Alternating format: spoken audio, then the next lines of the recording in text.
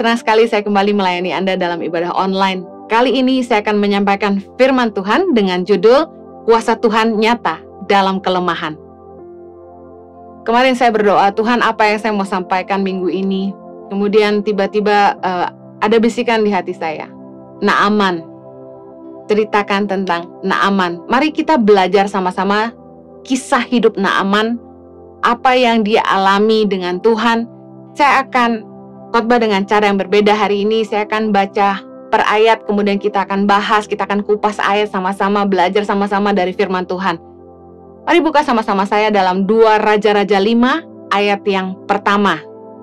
Judul perikopnya, Naaman disembuhkan.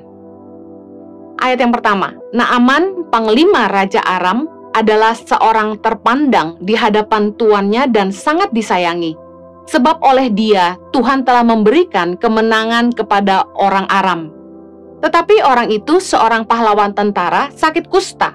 Orang Aram pernah keluar bergerombolan dan membawa tertawan seorang anak perempuan dari negeri Israel. Ia menjadi pelayan pada istri Naaman. Berkatalah gadis itu kepada nyonyanya, "Sekiranya tuanku menghadap nabi yang di Samaria itu, maka tentulah nabi itu akan menyembuhkan dia dari penyakitnya." Ayat keempat, lalu pergilah Naaman memberitahukan kepada tuannya, katanya, "Begini-beginilah dikatakan oleh gadis yang dari negeri Israel itu." Sampai situ dulu saya ingin bahas ini. Pelajaran penting dari kisah Naaman dalam 2 Raja-Raja 5 ayat 1-4 adalah ini. Yang pertama, Tuhan itu bisa pakai siapa saja, termasuk orang-orang yang belum percaya.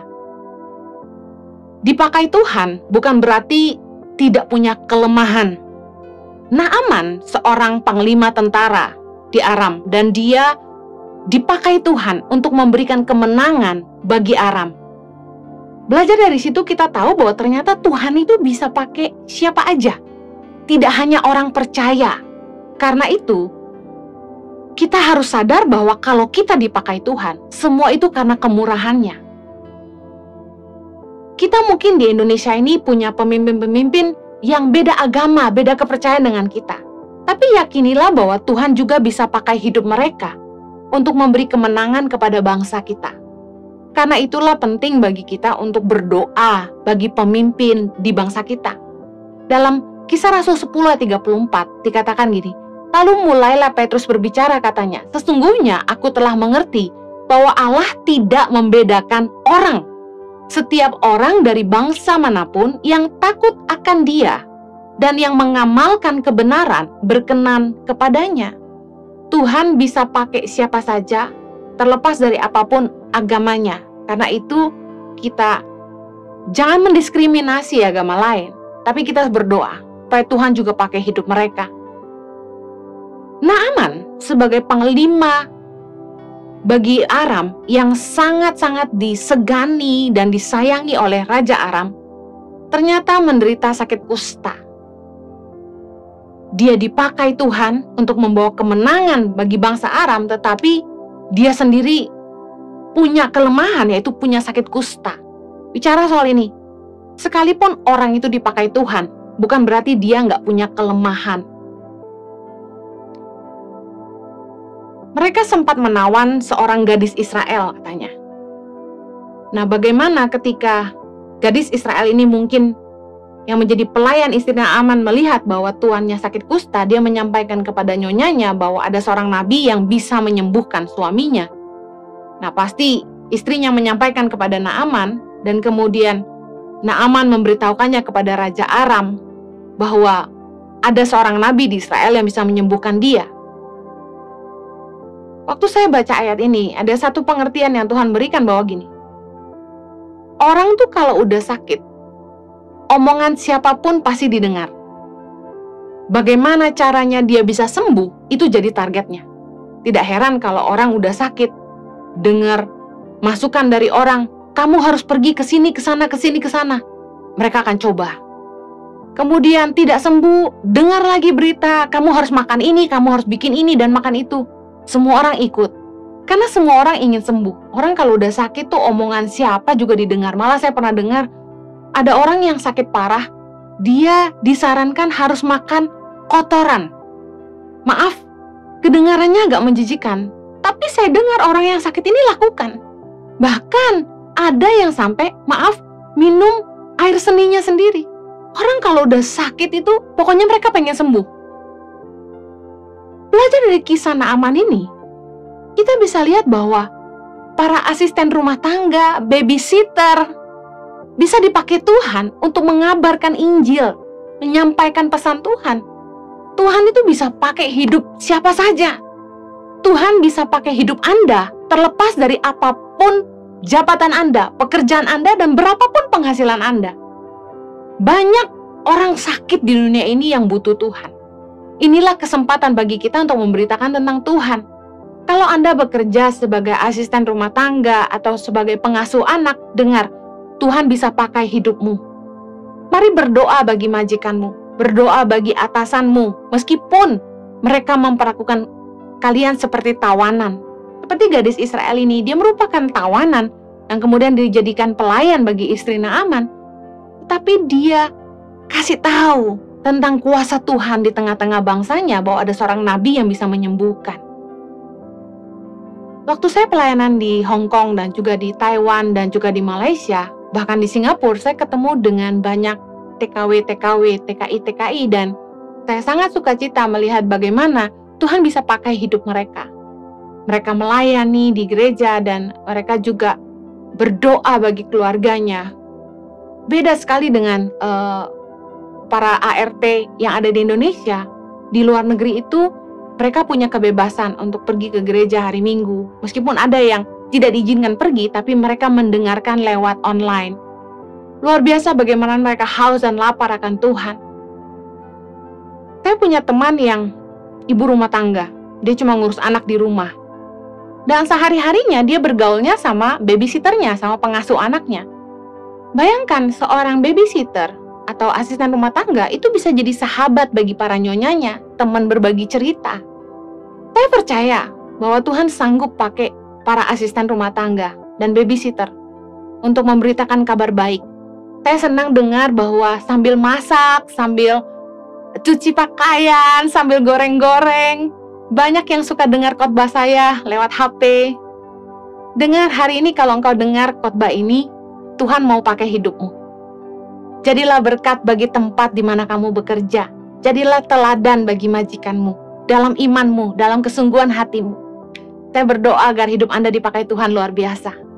Mari kita kembali baca dalam 2 Raja-Raja 5, ayat yang ke-5.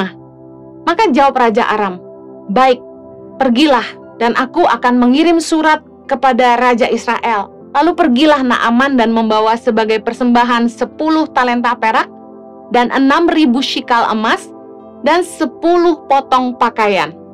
Ayat ke-6, ia menyampaikan surat itu kepada Raja Israel yang berbunyi, "Sesampainya surat ini kepadamu, maklumlah kiranya bahwa aku menyuruh kepadamu Naaman, pegawaiku, supaya engkau menyembuhkan dia dari penyakit kustanya." Ayat ke-7, segera sesudah Raja Israel membaca surat itu, dikoyakkannyalah pakaiannya serta berkata, "Allahkah aku ini yang dapat mematikan dan menghidupkan, sehingga orang ini mengirim pesan kepadaku supaya ku sembuhkan seorang dari penyakit kustanya?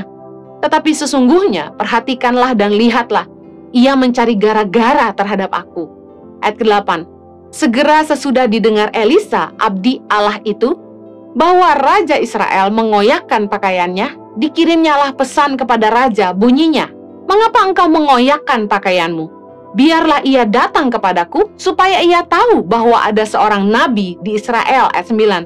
Kemudian datanglah Naaman dengan kudanya dan keretanya, lalu berhenti di depan pintu rumah Elisa. Hal ketiga yang kita perlu belajar dari kisah Naaman adalah gini. Kita ini sebagai orang percaya, kita punya yang dunia tidak punya, yaitu kita punya Allah yang hidup di tengah-tengah kita. Allah yang nyata kuasanya. Allah yang bekerja lewat hidup kita.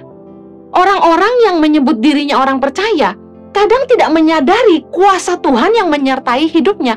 Bayangkan Raja Israel tidak menyadari bahwa yang dimaksud oleh Raja Aram adalah kuasa yang bekerja di tengah-tengah bangsa Israel, bahwa ada seorang nabi di situ yang menyatakan suara Tuhan bagi bangsa Israel. Saking terbiasanya dengan keberadaan nabi di bangsanya, Raja Israel itu nggak menyadari kekuatan di bangsanya bahwa mereka memiliki penyertaan Allah. Sometimes kita tuh nggak acknowledge the privilege. Sebagai orang percaya, kita itu punya satu kemurahan dari Tuhan, bahwa hidup kita disertai Tuhan. Tahukah Anda, orang-orang di luar sana yang mereka nggak lahir baru, nggak sungguh-sungguh kenal Tuhan, mereka asing dengan apa yang kita bicarakan ini, bahwa mereka nggak sadar bahwa ada Tuhan yang sungguh-sungguh nyata. Bahkan ketika kita keluar dan kita bicara sama mereka bahwa, hey, Tuhan bisa bicara, hey, Tuhan suruh saya lakukan ini, mereka mendengar itu dan mereka asing. Kita orang Kristen, kita orang percaya seringkali menganggap kecil, menganggap enteng, seolah-olah perkara-perkara ajaib yang Tuhan kerjakan menjadi sesuatu yang biasa aja. Padahal bagi orang-orang di luar sana yang nggak ngalamin, apa yang kita alamin tuh sangat luar biasa. Pelajaran penting yang kita perlu ingat adalah gini, dunia itu perlu mendengar dan melihat bahwa Tuhan itu ada di tengah-tengah kita. Bahwa Tuhan hadir di tengah-tengah orang percaya, perbuatannya sungguh hebat dan luar biasa. Kita perlu bersaksi tentang perbuatannya, terutama kepada orang-orang yang belum percaya. Saya senang sekali untuk ceritakan bagaimana Tuhan itu luar biasa. Satu kali saya makan malam dengan beberapa artis dan juga ada Kick Andy waktu itu di Merauke, dan mereka dengar dari Pak Andinoya tentang apa yang kami kerjakan di Tangan Pengharapan. Kemudian bertanyalah salah satu artis ini kepada saya, Bu Heni, dari mana dananya? Kok Ibu bisa kasih makan ribuan anak Indonesia dalam kurun waktu yang cukup lama, belasan tahun ya. Kalau ke hari ini kan sudah hampir 16 tahun. Saya bilang gini, karena Tuhan yang mengerjakan semuanya. Mereka ketawa. Karena bagi orang yang tidak percaya, hal-hal itu mustahil. Tapi bagi kita orang percaya, Tuhan itu sering mengerjakan hal yang mustahil bagi manusia di depan mata kita. Kalau saya orang kaya, kalau saya punya konglomerat di belakang saya, kelihatannya semua itu menjadi mudah. Tapi pada kenyataannya ketika saya tidak kaya raya dan saya tidak punya konglomerat di belakang saya, orang menjadi melihat bahwa semua yang kami kerjakan ini di Tangan Pengharapan merupakan mujizat dari tangan Tuhan yang maha dahsyat. Bahwa Tuhan itu hidup dan menyatakan kuasanya. Ketika saya cerita, ulang-ulang saya ditanya, Bu Heni, ceritakan asal mula bagaimana Ibu mendirikan Yayasan Tangan Pengharapan. Dan saya selalu mulai dengan cerita panggilan di hati saya. Tuhan berkata, Heni, selamatkan generasi. Dan cerita yang sama saya ulang-ulang karena nggak dibuat-buat. Dan bagaimana semua yang Tuhan suruh saya lakukan dari sejak saya pulang tahun 2006 sampai hari ini, itu Tuhan nyatakan.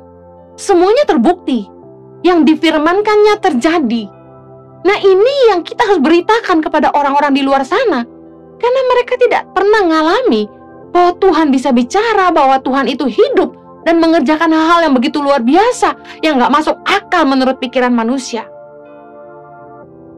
Ketika Naaman datang dengan kustanya, dia mendengar bahwa ada seorang nabi yang bisa menyembuhkan dia. Tetapi Raja Israel yang berada dekat dengan Nabi Elisa tidak ingat bahwa ada kuasa Tuhan bekerja di tengah-tengah mereka. Dalam 2 Raja-Raja 5 ayat 15, kemudian kembalilah ia dengan seluruh pasukannya kepada abdi Allah itu. Setelah sampai, tampillah ia di depan Elisa dan berkata, sekarang aku tahu bahwa di seluruh bumi tidak ada Allah kecuali di Israel. Karena itu terimalah kiranya suatu pemberian dari hambamu ini. Ketika Naaman disembuhkan, matanya terbuka dan dia bilang, wow, tidak ada Allah kecuali di Israel. Bukankah kita rindu menyatakan Tuhan bagi dunia? Bagaimana caranya? Kita harus memberitakan keajaibannya. Percayalah bahwa di akhir zaman ini, bukan lagi kita yang berusaha kesana kemari, tapi orang yang membutuhkan Tuhan, mereka akan datang kepada kita. Dan kita harus bisa menjadi saksi Tuhan di tengah-tengah mereka.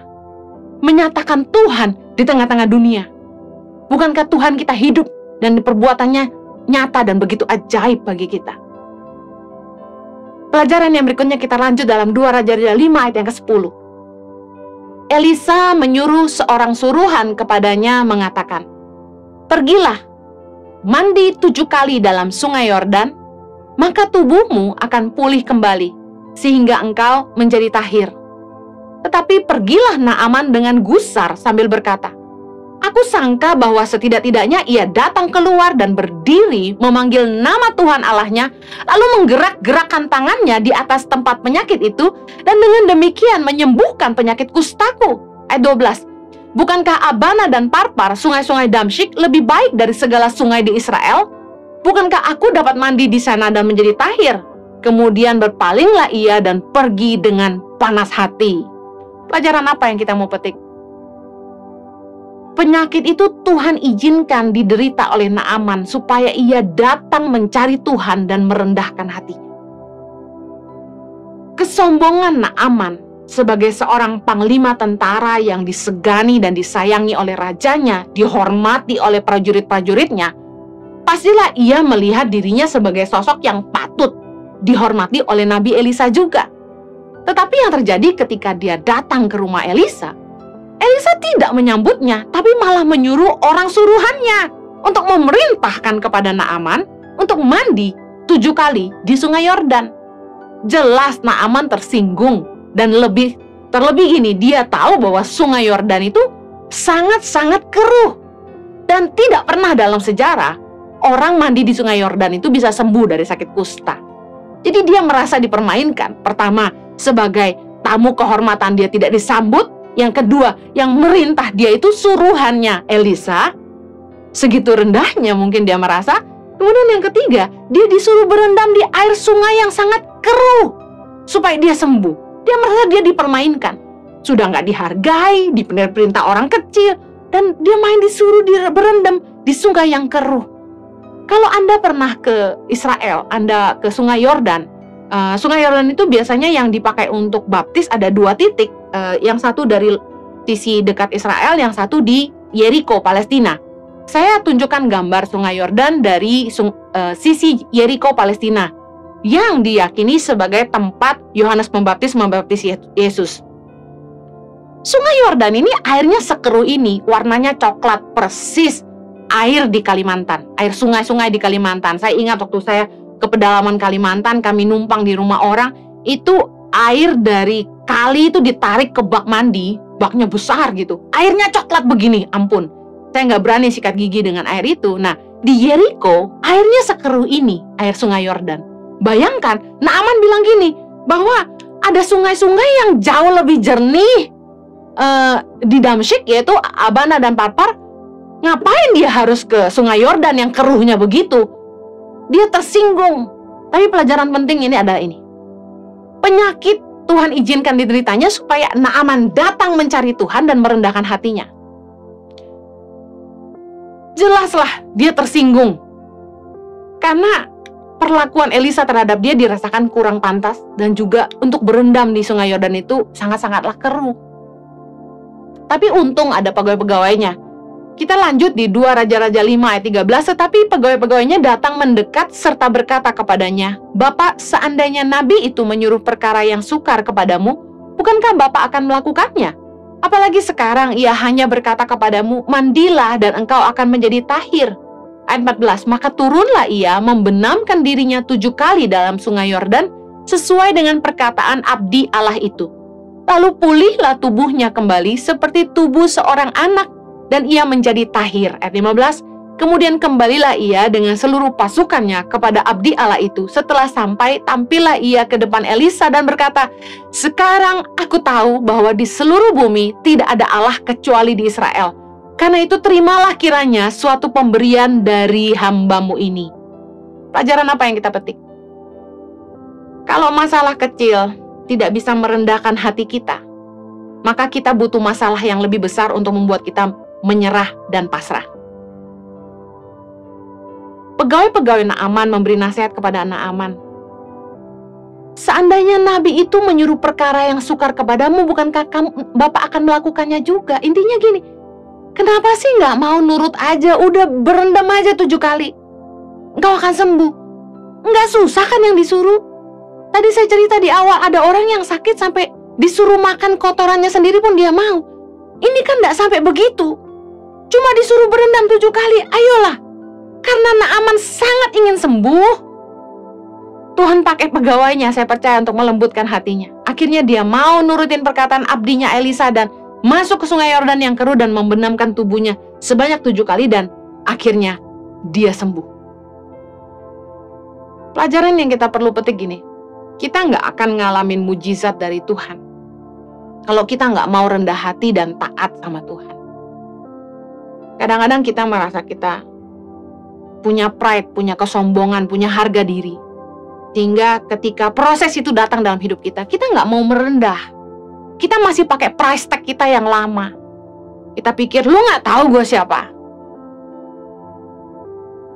Elisa itu menyuruh Naaman mandi dalam air sungai Yordan yang keruh sebagai cara sederhana untuk mengajar Naaman tentang kerendahan hati dan ketaatan kepada Tuhan. Kadang-kadang kelemahan kita yang memaksa kita untuk rendah hati, untuk cari Tuhan, berharap kepada Tuhan, dan bersyukur karena kelemahan itu Tuhan izinkan ada dalam hidup kita supaya kita ngalamin Tuhan. Tadi saya sudah bilang, orang tuh kalau sudah sakit disuruh apapun pasti mau. Satu pelajaran yang saya dapat gini, Tuhan izinkan dalam hidup kita tuh ada kelemahan. Dalam hal ini Naaman punya kelemahan, yaitu penyakit kustanya. Dia seorang yang hebat, seorang panglima tentara yang selalu menang karena disertai Tuhan. Tapi dia punya kelemahan, yaitu penyakit kustanya. Saya tidak tahu dengan hidup Anda, tapi setiap kita punya kelemahan. Mungkin kita kelihatan hebat, tapi kita punya kelemahan. Tapi tahukah Anda bahwa Tuhan izinkan kita punya kelemahan supaya kita mencari Tuhan, supaya kita sadar kita butuh Tuhan, kita sadar bahwa kita harus mengandalkan Tuhan. 2 Korintus 12 ayat 9 berkata gini, "Tetapi jawab Tuhan kepadaku," kata Rasul Paulus, "cukuplah kasih karuniaku bagimu, sebab justru dalam kelemahanlah kuasaku menjadi sempurna. Sebab itu terlebih suka aku bermegah atas kelemahanku, supaya kuasa Kristus turun menaungi aku. Karena itu aku senang dan rela di dalam kelemahan, di dalam siksaan, di dalam kesukaran, di dalam penganiayaan dan kesesakan oleh karena Kristus. Sebab jika aku lemah, maka aku kuat." Rasul Paulus juga ngalamin bahwa dia punya kelemahan dalam hidupnya dan dia sadar bahwa dalam kelemahannya kuasa Tuhan menjadi sempurna. Saya bersyukur bahwa dalam hidup saya juga saya punya kelemahan. Dengan itu saya tidak bisa menyombongkan diri saya. Saya bersyukur dalam rumah tangga, saya punya kelemahan, karena itu saya butuh suami saya. Saya bersyukur bahwa setiap kita itu punya titik di mana kita sadar tanpa Tuhan kita nggak bisa. Karena tanpa kelemahan kita akan jadi orang yang pongah, sombong, lupa Tuhan. Tadi pagi saya berpikir, apa ya Tuhan yang Tuhan pakai dalam hidup saya untuk menjadi titik lemah yang membuat saya selalu bergantung kepada Tuhan adalah ini. Entah kenapa sepanjang perjalanan pelayanan kami, saya sama Jojo tuh gak pernah tuh punya orang hebat, orang kuat, konglomerat yang kayak bisa bantu kami gitu loh. Dulu saya sempat berpikir, apakah ada gitu orang yang mau membuat sebuah usaha yang keuntungannya benar-benar untuk menopang pelayanan Tangan Pengharapan gitu. Kayaknya sulit, karena semua orang pasti lebih mementingkan diri mereka sendiri. Dulu ada satu pengusaha yang dekat banget sama kami. Dia bilang, wah dia mau bikin pabrik ini, dia mau bikin usaha itu. Padahal kami tahu sebenarnya dia nggak butuh pabrik yang baru maupun usaha yang baru karena usahanya sudah sangat maju. Saya pikir, wah gampang banget bisnismen bikin usaha. Kenapa dia nggak bikin satu buat support Tangan Pengharapan gitu kan. Sempat dulu kepikiran gitu. Tapi Tuhan ngajarin bahwa kita nggak bisa ngandelin orang. Nah hari ini saya bersyukur karena saya nggak punya orang kuat. Saya selalu bergantung kepada tangan Tuhan yang hebat. kelemahan kami dalam pelayanan ini adalah kami bukan orang kaya raya. Jadi banyak sekali mimpi-mimpi, keinginan yang harus dibendung, ditahan, karena nggak mudah. Butuh perjuangan. Sebentar lagi mungkin gereja-gereja sudah mulai onsite. Impact Community Indonesia tentunya juga akan onsite. Saya sempat berpikir, aduh, sewa mahal-mahal, apa lebih baik kita nyicil aja. Kami mulai cari kanan kiri supaya ICI boleh punya gereja sendiri. Tapi saya meyakini gini, kalau itu kehendak Tuhan, pasti Tuhan sediakan. Ternyata sulit sekali. Dan disitulah saya lihat, saya harus semakin mengandalkan Tuhan. Karena kita nggak tahu apapun yang ada di depan. Kita hanya bisa ngandalin Tuhan. Mungkin masalah Anda berbeda lagi. Setiap kita punya titik lemah, di mana kita nggak berdaya, dan kita hanya bisa mengandalkan Tuhan saja. Bersyukurlah hari ini. Kalau Naaman punya penyakit kustanya, kami punya keterbatasan dalam dana, apa yang menjadi masalah Anda? Kelemahan Anda menjadi titik di mana Tuhan akan menyatakan kekuatannya. Katakan amin. Tuhan itu bekerja bukan dengan cara kita, tapi dengan cara Tuhan yang melampaui akal manusia. Kisah Naaman tentang bagaimana Naaman bisa sembuh dengan membenamkan diri 7 kali di sungai Yordan yang keruh, membuat kita menyadari bahwa itu bukan karena sungainya. Karena bertahun-tahun orang berendam di sungai Yordan, tidak ada yang sembuh seperti Naaman. Baik orang Israel maupun orang Aram tahu bahwa sungai Yordan itu nggak bisa menyembuhkan sakit kusta. Naaman mengalami itu karena Tuhan mau dia tahu bahwa kesembuhannya secara ajaib karena kasih dan kuasa Tuhan bagi dia. Karena itulah begitu dia sembuh, dia langsung berkata, tidak ada Allah lain selain Allah yang ada di Israel. Saya ngalamin dalam hidup saya bahwa Tuhan itu nggak pernah bekerja dengan cara lama. Tuhan itu nggak pernah bekerja dengan cara yang sama. Sehingga kita nggak bisa membuat sebuah pola atau pattern cara Tuhan bekerja. 7 kunci keajaiban Tuhan. 7 rahasia mengalami mujizat. Nggak ada. Karena cara Tuhan tuh beda-beda. Pikiran manusia itu nggak bisa menyelami pekerjaan Tuhan. Pengkhotbah 3:11 bilang manusia tidak bisa menyelami pekerjaan yang dilakukan Allah dari awal sampai akhir. Pikiran kita nggak nyampe.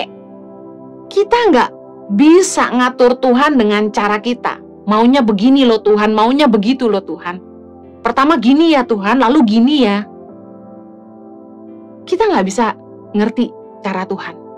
Tapi kita harus percaya bahwa mujizat Tuhan tuh masih bekerja dalam hidup kita, orang percaya. Efesus 3:20 bilang, bagi dialah yang dapat melakukan jauh lebih banyak daripada yang kita doakan maupun pikirkan.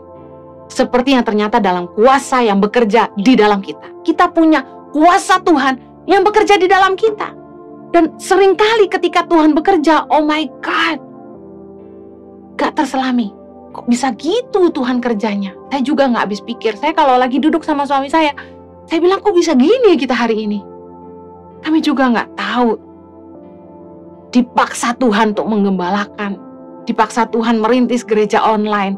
Gak pernah nyangka pandemi akan datang, tapi tiba-tiba Tuhan cemplungkan kami ke dunia YouTube. Tuhan tuh bekerja dengan cara yang gak bisa diselami dengan pikiran manusia. Mari kita lanjut ke 2 Raja-Raja 5 ayat 15. Kemudian kembalilah ia dengan seluruh pasukannya kepada abdi Allah itu. Setelah sampai, tampillah ia di depan Elisa dan berkata, sekarang aku tahu bahwa di seluruh bumi tidak ada Allah kecuali di Israel. Karena itu, terimalah kiranya suatu pemberian dari hambamu ini. Ayat 16. Tetapi Elisa menjawab, demi Tuhan yang hidup, yang di hadapannya aku menjadi pelayan, sesungguhnya aku tidak akan menerima apa-apa, dan walaupun Naaman mendesaknya supaya menerima sesuatu, ia tetap menolak. Immediate reaction waktu Naaman disembuhkan adalah dia mengakui Tuhan dan dia menunjukkan rasa syukurnya dengan menawarkan persembahannya. tetapi ditolak oleh Elisa. Kenapa? Satu pelajaran penting di poin penutup saya adalah ini. Mujizat itu tidak bisa dibeli dengan uang kita. Sebagai hamba Tuhan, kita tidak boleh menjual belikan mujizat Tuhan. Bukan setiap kali Elisa menolak pemberian atau persembahan yang diberikan kepadanya, makanya budaknya Gehazi pun heran. Kenapa Elisa sungkan menerima persembahan dari Naaman?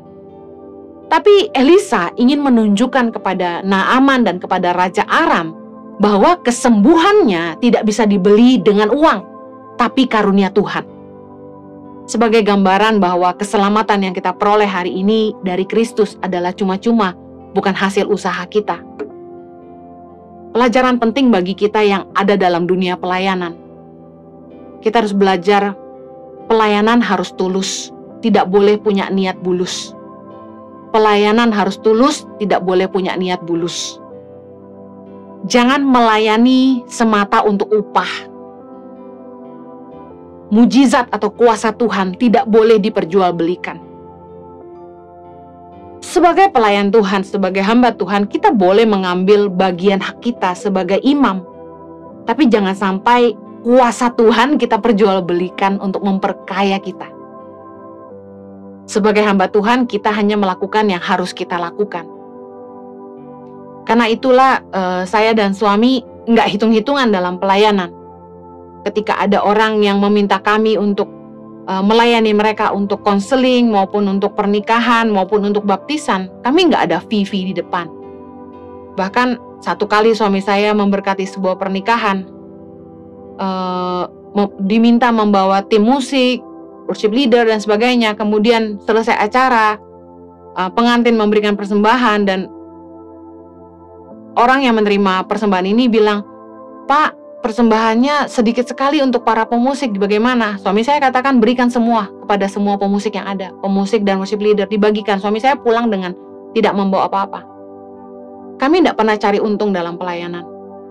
Diganti tiket, tidak diganti tiket, kami diam aja. Bahkan pernah ada gereja yang komplain ketika saya melayani di gerejanya. Saya di sesi sore itu tidak ada pelayanan, saya diminta teman mengisi gereja teman saya, lalu gereja yang mengundang minta tiketnya dikembalikan karena dianggap saya diundang gereja ini kok malah pelayanan di gereja lain, ya kami kembalikan. Saya sama suami tidak pernah hitung-hitungan, bahkan suatu kali saya pelayanan di beberapa kali, bahkan ketika saya melayani di gereja-gereja kecil, waktu diberikan persembahan, saya kasihan sama gembalanya sederhana sekali, saya kembalikan. Saya sama suami nggak pernah pilih-pilih, mau jemaat kecil, mau jemaat kaya, miskin, kami layani semuanya. Saya pernah diundang di gereja yang super duper kecil, masuk ke gang, parkir aja nggak ada. Kami nggak pernah pilih-pilih. Kami bersyukur bahwa Tuhan itu menyediakan semua yang kami butuhkan. Saya percaya bahwa pelayanan itu harus dimulai dari ketulusan, supaya nama Tuhan dipermuliakan. Saya berdoa agar kisah hidup Naaman ini bisa menjadi berkat bagi kita semua. Percayalah kalau hari ini kita punya kelemahan, semua itu diizinkan Tuhan, supaya kita mengalami kemuliaan Tuhan dan keajaiban Tuhan dalam hidup kita.